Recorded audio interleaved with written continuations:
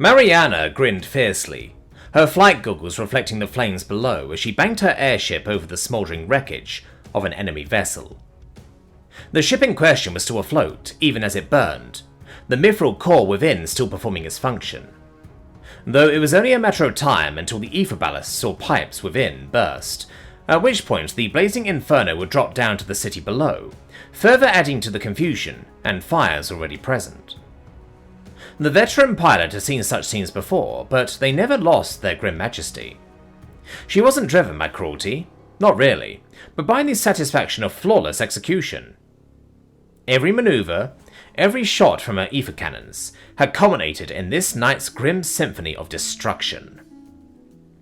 She took a deep breath, savouring the acrid scent of scorched metal and coal-tainted air as her gloved fingers danced over the brass controls of her craft as she changed course again, swooping over the bow of the undership she was escorting. It was an ugly beast, all patchwork whirls and hasty mage-smithing, so much so that it was hard to believe that it and others like it had been responsible for tonight's victory. She wasn't alone in her initial skepticism about the underships. The very concept of descending beneath the ocean's surface in an airship, practically kraken bait, had felt like tempting fate. And as for emerging at sea level, directly into a live combat zone, the tactical disadvantages were glaring. Altitude was life after all. Every sharp pilot and airship captain knew that. Whether you soared across the skies in a nimble fighter craft, or commanded the bulk of an airship, altitude was both your sanctuary and your weapon. A fact she spent the last 2 hours driving home to any colonial beatnik that was foolish enough to try and tangle with her sisters in the sky. After clearing up the initial fleet launches in short order, she and her colleagues had turned on any foe that dared to launch from the beleaguered airfields that dotted the city's outskirts, reducing them to shrapnel within moments before sending their mangled remains tumbling back to the ground in showers of sparks and ether. It had been a slaughter, and not because the enemy pilots were entirely incompetent. What few had managed to survive long enough to engage in something that might have been called a fight by the charitable had been decent enough. At least, Half-Life standards, she thought, as she glanced over at a small chip in her craft's paint, where one of those craft had in fact managed to clip her with a firebolt before being savaged by Mariana's wingmate. Now, either the enemy were out of shards, or they were biding their time for reinforcements. It mattered little either way. Mariana and the fleet would be long gone by the time the latter showed up. Already, she could see figures descending from airships hovering over both the palace and the academy. Dark elf stormtroopers. Elites who would make short work of any enemy opposition and swiftly claim whatever it was they travelled all this way for. Though what that objective was, Mariana couldn't say, and didn't particularly care. It wasn't her concern. Her mission was simple: keep the skies clear for the commando's insertion and extraction. Yet as she hovered at altitude, watching streaks of vibrant spellfire whip out from the palace grounds at the descending mage commandos, frustration gnawed at her inability to perform her role to the fullest. "Wing 2 still not resupplied yet?" she muttered under her breath. Casting a glance toward the Merciful, its massive bulk cutting an imposing silhouette against the star-dappled night sky, she clicked her tongue irritably at the ongoing presence of the maintain operations lights above her launch bay. By all appearances, the enemy had exhausted their flight assets, but Mariana knew better than to assume the skies were hers. The Lunite Empire hadn't fried for centuries by embracing complacency. Fleet doctrine demanded unbroken aerial coverage, with Shahs cycling back to their carriers for resupply in carefully calculated shifts. Any lapse in cover, no matter how brief, was a risk the Empire wasn't willing to take. Unfortunately, that left her hovering here with guns that were near empty after the last 2 hours spent savaging enemy shards, which meant she couldn't afford to waste any striking ground assets until she'd been resupplied, lest she end up being caught without ammo against a real threat. "Probably Armada and her damned firebolt," she muttered. The firebolt. Damn thing was a hangar prince. Its once proud legacy as a frontline shard reduced to that of a second-line burden. Sure, its bolt cannons packed a punch, but their feed mechanisms jammed often enough to be a nightmare in protracted battles. Sure, its bolt cannons packed a punch, but their feed mechanisms jammed often enough to be a nightmare in protracted battles or even while resupplying. Armada swore by it, claiming its quirks were manageable, but Mariana suspected the woman loved the shard more for its rarity than its reliability, given the interest it tended to generate from young men with an above-average interest in shards. She paused, her muttering cut short by a distant sound. A low, ominous droning, barely audible against the sound of cannon fire and the rushing wind. Her eyes narrowed as she scanned the murky skies, searching for any sign of a new threat. The fires below offered some visibility, their flickering glow casting long, dancing shadows across the fractured cityscape, but little beyond that. The world beyond the city limits was filled with little more than darkness. Worse still, she knew the flames below meant that the fleet and her own shard would be all too visible for an outside force looming in the darkness. Unfortunately, she couldn't risk repositioning to the outskirts of the city to take advantage of that self-same darkness. Abandoning her current post would leave the ship's offloading commandos below, dangerously exposed. And still, as her thoughts raced, the droning grew louder. Something was closing in. Mariana's pulse quickened, her grip tightening on the controls ever further.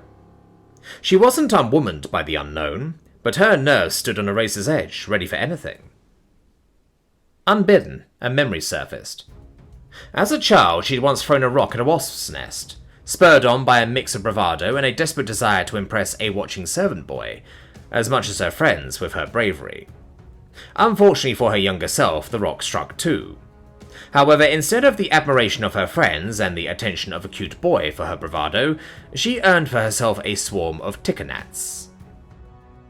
Fortunately, they'd been near a lake at the time, and as such she, the boy, her friends, and a number of her mother's dinner guests for that particular outing managed to escape said swarm by leaping into a nearby lake. Naturally, her mother had been rather unimpressed with the whole ordeal. With that said, as great as the punishment after had been, she never forgot the sound of all those insects bearing down on her. The terror, as they swarmed about her like a singular living being. The sound of that enraged swarm? It had been a lot like this. She shook her head, ignoring the way the hairs on the back of her neck raised as the droning swelled, the low hum turning into a layered, resonant thrum that set her teeth on edge. It wasn't just sound now, it was a vibration, a palpable pulse in the air, rattling her shard's cockpit. Glancing over at her wingmates, she was relieved to see that she wasn't alone in noticing the oncoming threat, whatever it was. Climb. The raised flag on her squadron leader's shard indicated. Thank the Fae, Mariana muttered, her voice low and tight. Sure, they'd be leaving the commandos a little more exposed, but they'd also be better positioned to engage whatever it was that was making that noise. She adjusted the Shah's attitude slightly, her stomach sinking slightly as the craft entered an incline. Her eyes flicked to the skies overhead, but no threat presented itself just yet. Merely the clouds and the stars beyond. Wait, is that? Then it happened. From the skies above, she had but a moment to see it, as something flashes, and nearly a dozen peculiarly shaped shards illuminated themselves against the darkness, as their wing-mounted guns flung hot death at the enemy below them. Enemies that included her. Fuck! She barely had time to hiss, yanking hard on the controls, but it was too late. She watched, the world seemingly coming to a halt for just a moment, as one of those lines of fire lanced towards her. And then the air was filled with the shriek of tearing metal, as a rapid staccato of bangs erupted all around her, vibrating through the frame. Each one sent brutal shocks through the elf and her controls, as the world tilted violently. Controls aren't responding, she thought, as she wrestled with the now limp control stick. I need to... Something slammed into her chest, a brutal, numbing force that stole the air from her lungs. She gasped, her fingers scrabbling weakly at her harness as her vision blurred. She was dimly aware of the world spinning, but it all seemed so distant now, muffled by the roaring in her ears. And then, nothing. Darkness claimed her, swift and merciless. This new variant of the Corsair was a beast, and Xela was barely holding it together. It was absurdly fast, almost like it wanted to break free of her control. And the guns, stone the guns, was something else entirely. The first time she squeezed the trigger, the violent kick from them had rattled her entire frame, sending a jolt of adrenaline through her. They were loud, louder than even this new false core. She continued to hold down the trigger though, watching as a streak of tracers tore through the night, cutting a blazing line straight into the target she'd been aiming for, silhouetted against the city behind it. The enemy craft buckled under the assault as it spun out of control, Eva bleeding from it as it tumbled toward the city below. There were no attempts by it to stabilize as it tumbled, no signs of an ejection either. Xela blinked, her breathing heavy in the tight confines of the cockpit. It seemed she'd just gotten the first kill of the engagement in more ways than one.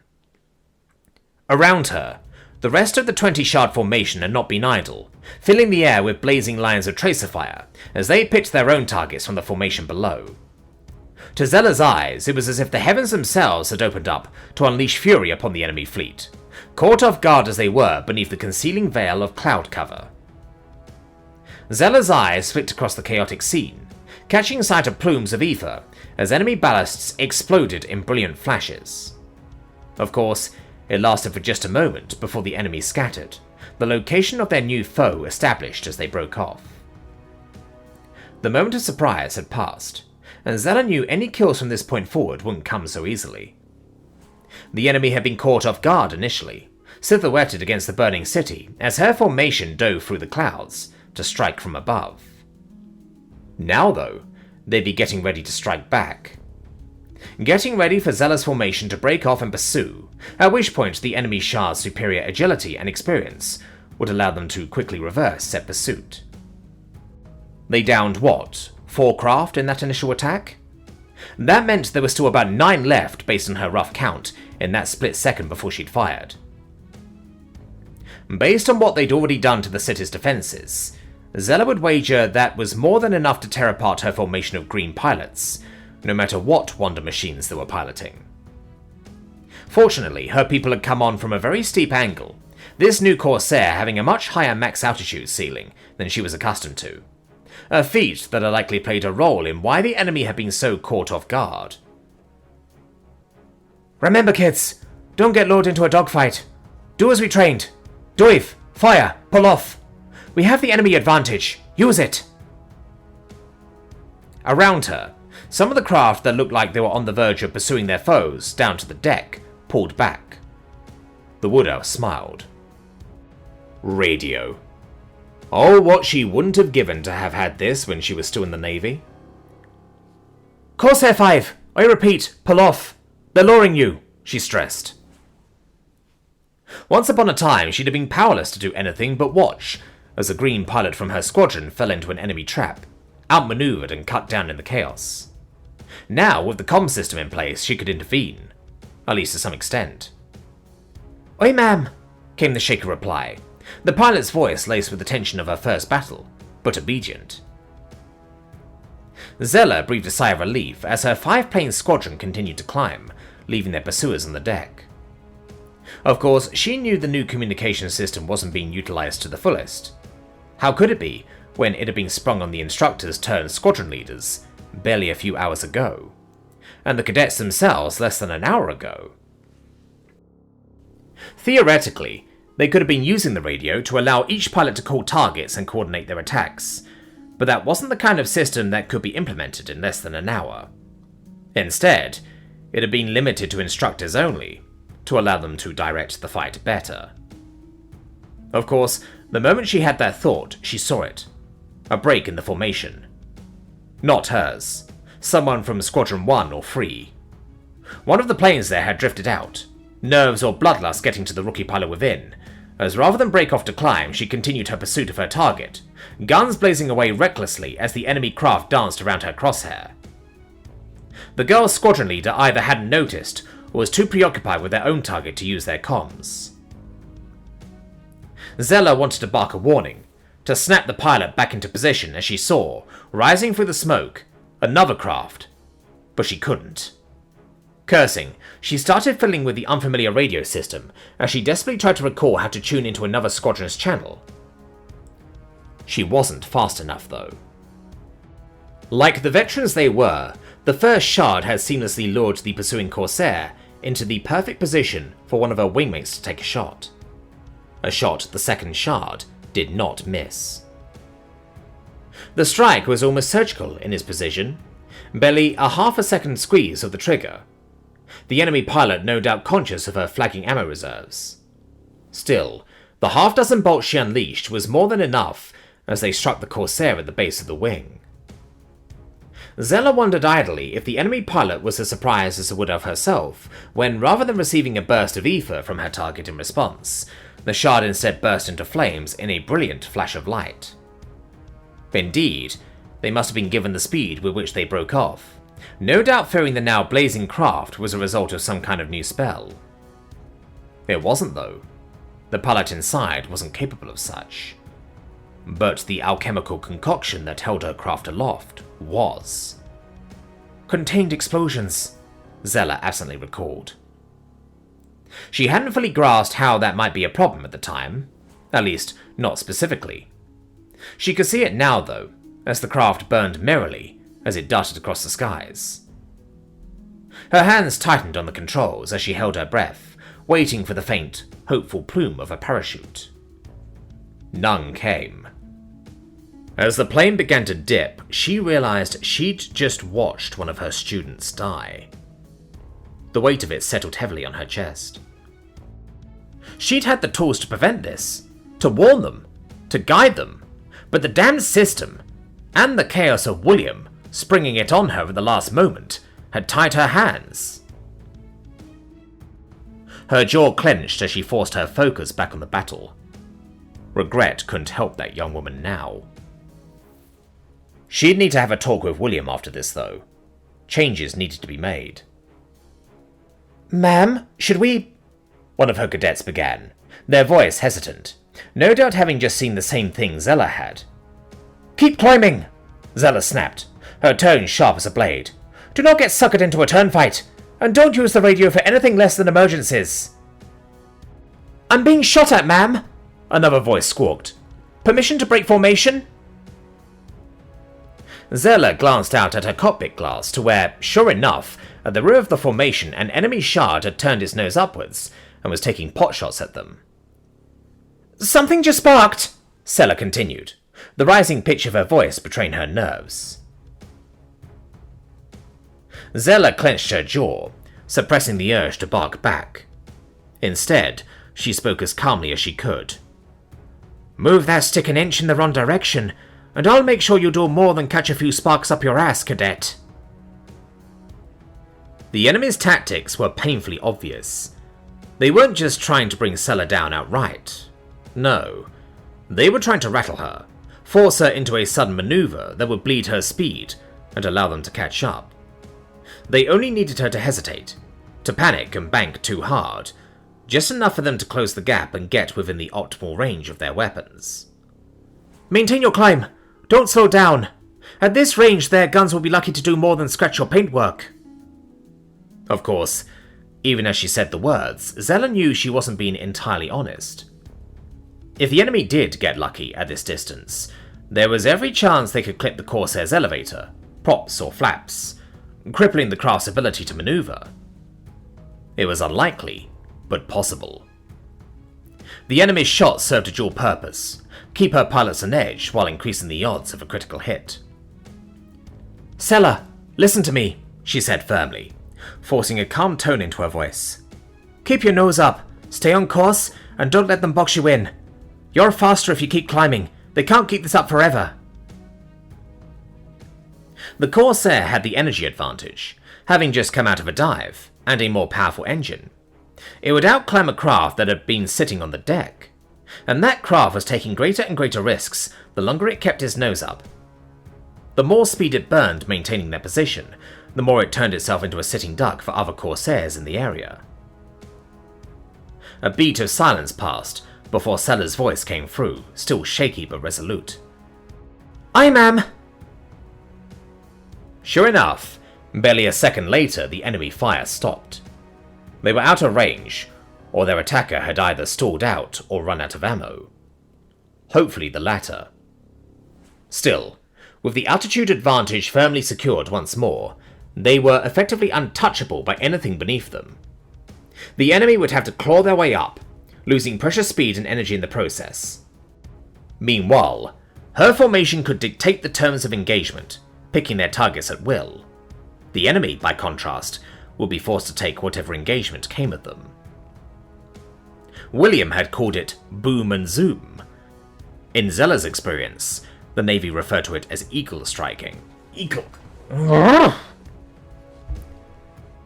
In Xela's experience, the Navy referred to it as eagle striking. Different names, same principle. Dive in fast, unleash a volley, and use your momentum to climb back out of weapon range before they could retaliate. It wasn't an intricate strategy, and that simplicity made it all the more effective. She glanced at her instruments, ensuring her shard was primed for the next pass. "All right, Wing 1, she called through the comms, her tone cool and commanding. "Turn around and line up for another run. Now that the enemy knows we're here, we're going to go sequentially. Squadron 1 will be acting as bait. Once the enemy locks onto them, we'll have a clear window to take them out. Remember, we're here to clear a path for the bomber wave, either by cutting down their numbers or draining their ammo. Remember to keep your speed up and your head steady. You've got this." The formation shifted smoothly, each shard banking into position with practiced precision. Xela smiled faintly. It wasn't perfect yet, but it was damn close for a group of rookies. Her thoughts briefly flickered to the second wave that had likely already been launched from the jellyfish's hangars. She knew what payloads they'd be carrying, even seen them in action, in a way, via the medium of William's dreams. She could only hope they would be half as effective in reality as they were there. "Because I have a feeling we're going to need it," she thought, as she stared down at the two disparate fleets hovering over both the palace and academy, their cannons occasionally roaring as they rained fire down on the defenders below. That wasn't her problem, though. For the moment, that was the protective screen of Shahs that stood between the second wave and those ships. Shahs that needed to be gone before the second wave arrived. Slowly, she pushed her insane, reality-defying corsair into a dive, the roar of its fake core somehow more comforting than it had been when she'd first started the great metal beast up. Around her, the rest of the now 19 Shahs that made up one half of the jellyfish's flight complement dived too. She also knew that now the enemy knew they were coming, there'd be a lot more casualties on their side with the second clash. The best she could do was make them pay for it. William frowned as the woman on the other end of the orb repeated her command. "I'm sorry, ma'am, I must have misheard you," he said slowly, his voice only slightly higher than normal to compensate for the ambient noise generated by the controlled chaos of the bridge. "You're saying you don't want me to move to support the palace's defense, but the academy?" "You'd be correct, Count Redwater," the Emerald on the other end said. "Her Majesty claims that while your support would be appreciated, it is also unneeded at this time. She has it well in hand. To that end, she'd rather you focus your efforts on safeguarding the future of Lindholm from these aggressors." William's nose twitched as he tried to read into that. Was that Yelena's way of saying that the recipe for gunpowder was actually being held at the academy, rather than the palace? Or was the tactical situation at the palace not as bad as it seemed? He didn't know. What he did know was that this new request wasn't undesirable. After all, both Griffith and the twins were both located at the academy. At least, he hoped they were. He was very aware that it was entirely possible all three women had been part of the initial doomed defense of the capital. though he hoped that wasn't the case. "So be it," he said. "The jellyfish will focus her efforts on defending the academy, rather than the palace, ma'am." "Excellent. Good hunting to you, Lord Redwater," the woman said crisply, before departing from the orb's cone of vision, no doubt busy with a myriad other tasks. Taking a breath, he turned around, coming face to face with the complicated emotions playing across the features of 3 of his teammates. Bonlin beamed downstairs, preparing to launch as part of the second wave, in one of the jellyfish's 2 remaining ether-driven craft. Of the 3 he could see now, confusion was most definitely the most predominant emotion, as had been the case from the moment they launched the first Corsairs. It didn't help that none of them really had any duties to see to. Theoretically they did, but those duties had been effectively superseded by the many other majors he had aboard. Even the role of captain, which Olzenia was slated to take up, had swiftly been robbed from her the moment it became clear that the capital was under an actual attack. To that end, the ship was now being commanded by one of Marlene's aunts, while the other 2 served as both the ship's saboteur and defender. And while there was nothing saying that Marlene, Olzenia, and Verity couldn't also take up those roles, they seemed to have universally ignored that option, in favour of following him about like a gaggle of lost ducklings. "Well," he says slowly, "it seems we have a few minutes before I'll be needed elsewhere for the dashing rescue of my fiancées, and I take it you all have questions?" They did, though it was hard to answer any specifically, when they all spoke at the same time.